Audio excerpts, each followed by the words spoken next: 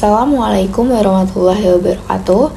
Perkenalkan, nama saya Rafika Yudian Mekita Taqwa dengan NIM G0024182 dari kelompok praktikum B1. Di sini saya akan menjelaskan tugas pengganti praktikum yang kedua, susulan praktikum anatomi di blok 1.3. Skenarionya, seorang pria berusia 45 tahun datang ke rumah sakit dengan keluhan nyeri hebat di perut kanan atas yang menjalar ke bahu kanan. Pasien juga mengalami mual dan muntah setelah mengonsumsi makanan berlemak. Pemeriksaan fisik menunjukkan nyeri tekan pada daerah hipokondrium kanan, dan pemeriksaan ultrasonografi menunjukkan adanya batu di kantong empedu atau kolesistolithiasis. Soal yang pertama, sebutkan organ-organ aksesoris yang terlibat dalam sistem pencernaan manusia serta fungsinya secara umum. Dan yang kedua, jelaskan peran hati dan kantong empedu dalam proses pencernaan lemak. Dan yang ketiga, jelaskan jalur aliran empedu mulai dari hati hingga mencapai duodenum serta struktur anatomi yang berperan dalam mengatur alirannya. Yang pertama, organ aksesoris yang terlibat dalam sistem pencernaan manusia. Yang pertama ada hepar. Hepar ini merupakan organ visceral terbesar pada tubuh manusia. Hepar terletak di regio hipokondrium dextra dan epigastrium, dapat meluas hingga ke regio hipokondrium sinistra di kuadran kanan atas, terbentang hingga kuadran kiri atas jika pembagian 4 kuadran. Fungsinya yaitu yang pertama sebagai organ hematopoiesis dan pusat metabolisme karbohidrat, protein, dan lemak.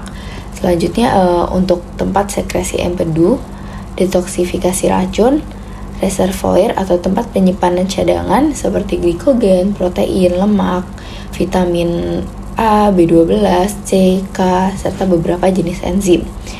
Fungsi yang terakhir yaitu mensintesis fibrinogen heparin dan protrombin. Hepar ini dilapisi oleh kapsula fibrosa hepatis glisoni atau kapsula perivaskular fibrosa. Hepar dipisahkan dari pleura, pulmo, perikardium, dan kor oleh diafragma. Organ yang kedua yaitu vesica velea yang di sini. Vesica velea atau yang biasa disebut kantong empedu adalah kantong berbentuk buah pir yang terletak di fascia visceralis hepar di antara lobus dexter hepatis dan lobus quadratus hepatis.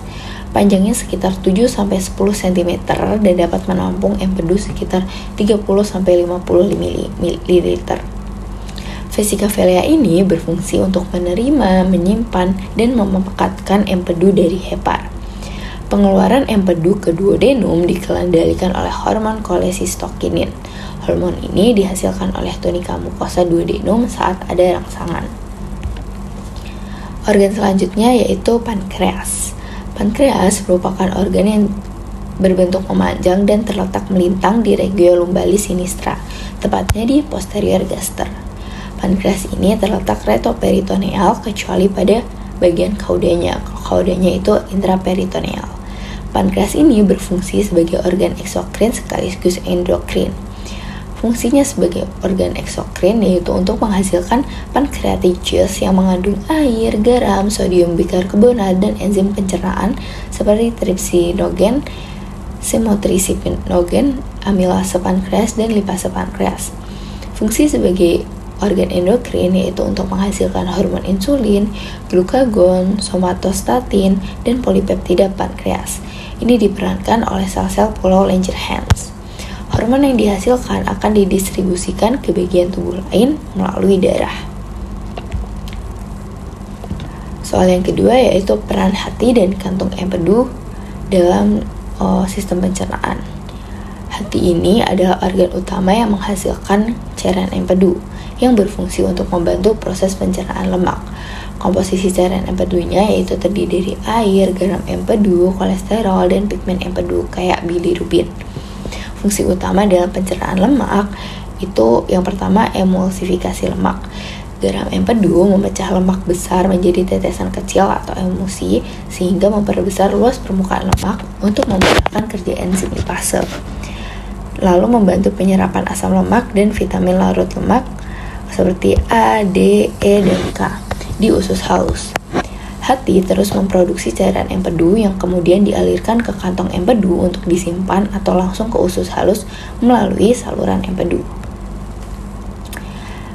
Selanjutnya untuk kantong empedu atau yang bisa disebut vesica biliaris itu adalah organ kecil yang berbentuk bir yang berfungsi menyimpan dan memekatkan cairan empedu yang dihasilkan hati.